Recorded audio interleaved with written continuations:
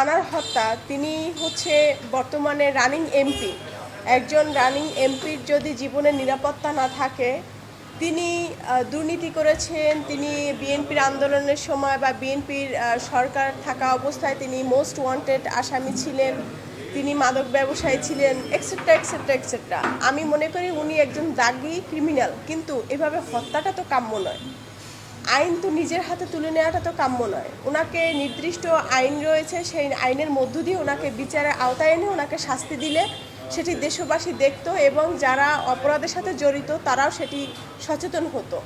কিন্তু উনি আসলে হত্যা হয়েছে কি না সেটি এখনই নিশ্চিত না হওয়ার আগেই যখন বাংলাদেশের আমলারা, মন্ত্রীরা, এমপিরা যখন প্রেস ব্রিফ করে যে তার হত্যা হয়েছে এবং নানা ধরনের নাটকীয়তার মধ্য দিয়ে যখন সেটা প্রুফ করতেই চায় যে এখানে হত্যাই হয়েছে, সেটি আসলে খতিয়ে দেখার বিষয় এবং সাধারণ